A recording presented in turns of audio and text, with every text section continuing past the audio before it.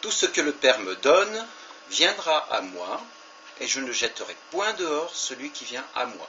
Jean chapitre 6, verset 37. Quel verset!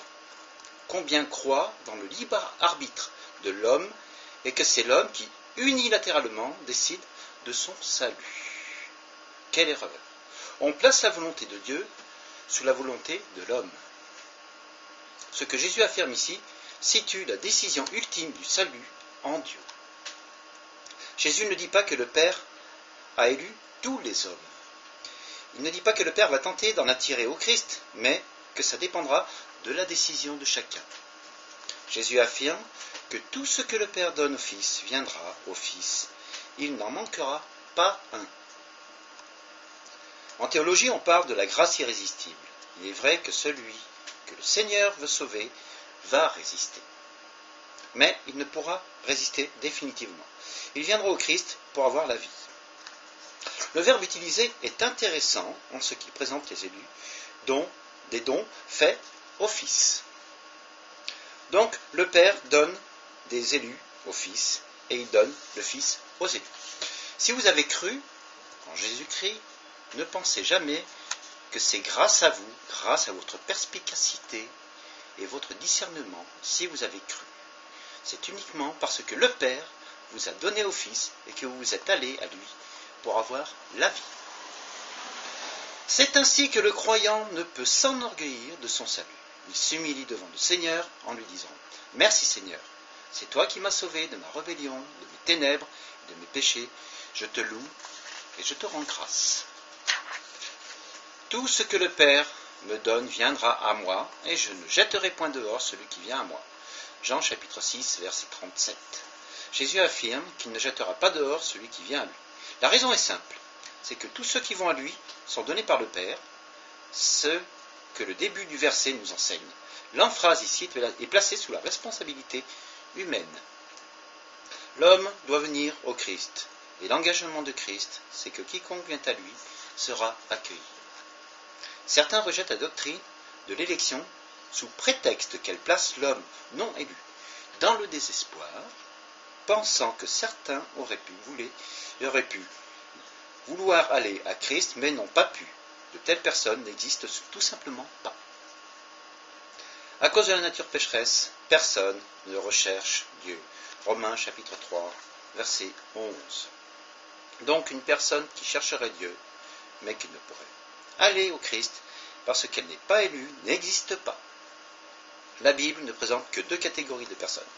Première catégorie, il y a les personnes qui vont au Christ parce qu'elles sont données au Christ par le Père.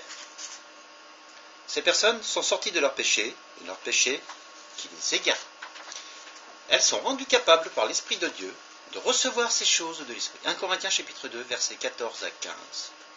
Ce n'est donc pas qu'elles cherchaient Dieu par elles-mêmes, c'est plutôt que le berger est allé chercher sa brebis égarée. En deux, il y a les personnes qui ne vont pas au Christ. Et l'obstacle n'est pas que Dieu les empêche, mais plutôt que l'endurcissement de leur cœur est là. Ces personnes ne veulent pas. C'est leur volonté qui les conduit à rejeter Dieu. Si vous ne croyez pas en Jésus-Christ, réfléchissez à ce point. Ce ne sont pas les circonstances qui font les défauts. Ce n'est pas Dieu qui offre le salut à tous. C'est votre volonté. Je suis certain que vous ne voulez pas souffrir éternellement, mais c'est justement là que vous conduit votre volonté. Renoncez à vivre selon votre volonté et soumettez-vous à celle de Dieu. Car je suis descendu du ciel pour faire non ma volonté, mais la volonté de celui qui m'a envoyé. Jean chapitre 6, verset 38. Le verset 38 débute par une conjonction que nous traduisons par « car ». Cette conjonction indique que ce qui suit explique ce qui précède. Quel lien théologique y a-t-il entre le verset 38 et le verset 37 ? C'est que le Fils est venu mourir exclusivement pour ceux que le Père lui a donnés. C'est là que le texte va nous conduire. Au verset 37, Jésus affirme que tout ce que le Père lui donne viendra à lui. Et il rajoute qu'il ne jettera pas dehors celui qui vient à lui. Et au verset 38, il débute par un « car » pour indiquer qu'il est descendu du ciel pour faire exclusivement la volonté de son Père, qui expliquera au verset 39 et 40.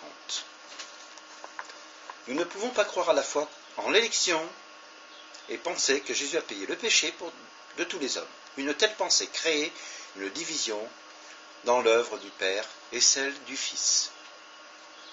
La doctrine biblique nous montre plutôt que le Père a élu ceux qui allaient être sauvés, que le Fils est venu racheter ces mêmes personnes et que le Saint-Esprit applique aux élus les bienfaits de l'œuvre du Fils. Les trois personnes de la Trinité travaillent à un même projet, racheter un peuple pour la gloire de Dieu. Pardon. Or, voici la volonté de celui qui m'a envoyé, que je ne perde rien de tout ce qu'il m'a donné, mais que je le ressuscite au dernier jour. Voici en effet la volonté de mon Père, que quiconque voit le Fils et croit en lui ait la vie éternelle, et je le ressusciterai au dernier jour. Jean chapitre 6, versets 39 et 40. Nous avons ici un parallélisme synonymique, c'est-à-dire deux propositions dont la seconde redit sensiblement la même chose que la première, mais formulée différemment. Ainsi, la première parle de celui qui a envoyé le Christ, la deuxième l'identifie, c'est le Père. La première désigne ce que le Père a donné au Fils, et la deuxième reconnaît de ceux qui croient au Fils.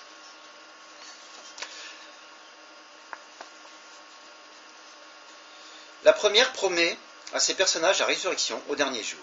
Dans la deuxième, Jésus s'engage à leur donner la vie éternelle. Nous avons ici le plan de la rédemption. Le Père a élu ceux qui allaient être sauvés, puisque c'est lui qui les donne au Fils. Ceux-ci croient inévitablement au Fils, et ils reçoivent la vie éternelle. Jésus s'engage sans condition à les ressusciter au dernier jour pour la vie éternelle.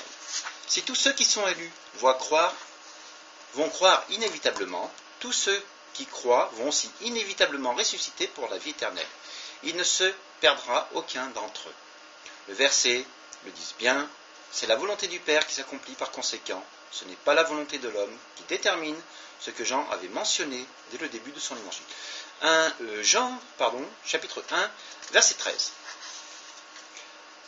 Voici en effet la volonté de mon Père, que quiconque voit le Fils et croit en lui et la vie éternelle, je le ressusciterai au dernier jour. Jean chapitre 6, verset 40. Ce verset enseigne clairement que ceux qui croient ont la vie éternelle, qui inclut la résurrection au dernier jour. Trop de chrétiens sont troublés par la fausse doctrine de la perte du salut. Si vous croyez à la perte du salut, vous croyez peut-être qu'on est sauvé par grâce, mais qu'on conserve notre salut par nos œuvres. Si vous croyez à la perte du salut, c'est que vous ne regardez plus au Christ pour être sauvé, mais à vous-même. Si vous croyez à la perte du salut, c'est que vous avez oublié que le Christ a payé pour tous les péchés des croyants, même ceux que nous commettrons jusqu'à notre mort. Ce verset nous enseigne que c'est la volonté du Père qui est déterminante dans le salut, et non la nôtre. C'est lui qui a élu ceux qui allaient être sauvés, Romains chapitre 9, verset 11, et Éphésiens chapitre 1, verset 4. Et sa volonté s'accomplit également dans le fait que c'est Dieu qui garde ses élus, parce que celui qui nous a appelés est fidèle, et c'est lui qui le fera. 1 Thessaloniciens chapitre 5, versets 23 et 24. Les Juifs murmuraient à son sujet parce qu'il avait dit « Moi, je suis le pain descendu du ciel ». Ils disaient « Celui-ci n'est-il pas Jésus, le fils de Joseph, lui dont nous connaissons le Père et la Mère? Comment donc dit-il « Je suis descendu du ciel » Jean chapitre 6, versets 41 à 42. Le murmure n'est pas sans rappeler l'activité principale des Israélites au désert. Les Israéliens murmuraient. Exode chapitre 15 verset 24, chapitre 16 verset 2, chapitre 17 verset 3, et Nombre chapitre 11 verset 1, etc., etc. Ils murmuraient constamment. Et c'est au désert que Dieu les a abandonnés. Le murmure est l'expression du mécontentement et de l'insatisfaction des hommes. Quelle folie, murmurer contre Dieu. Comme si le Seigneur pouvait prendre de mauvaises décisions. Comme s'il pouvait se tromper. Ou comme s'il désirait le malheur de son peuple. Rien ne justifie le murmure des hommes. Remarquez que les Juifs discutaient entre eux. Les hommes se rassemblent contre Dieu. Ensemble, ils sont pervertis. Romains chapitre 3, verset 11. Dans Jean chapitre 6, le murmure constitue une contestation doctrinale. On ne comprend pas comment Jésus peut affirmer venir du ciel alors qu'il a des parents terrestres. Nous devons tirer une leçon ici. Lorsque notre intelligence ne peut comprendre une notion, au lieu de remettre en question la notion, remettons en question notre propre intelligence. Qui peut comprendre le comment de la création? Qui peut comprendre la Trinité? Qui peut comprendre l'incarnation et la résurrection? Déclare-le, si tu le sais, avec ton intelligence. Job, chapitre 38, verset 4. Par conséquent, le murmure repose toujours sur une prétention de soi accompagnée d'un mépris de Dieu. C'est une grave erreur. Le chrétien a reçu la repentance. Actes chapitre 5, verset 31, chapitre 11, verset 18 et 2, Timothée, chapitre 2, verset 25. Il ne murmure pas, mais il accueille la révélation de Dieu en inclinant son intelligence devant son Dieu. Et il loue son Créateur et son Rédempteur. Il le célèbre pour ses bienfaits, il le loue pour sa providence, sa sagesse, sa toute-puissance et pour ses autres attributs, et ce, même s'il ne comprend pas tout.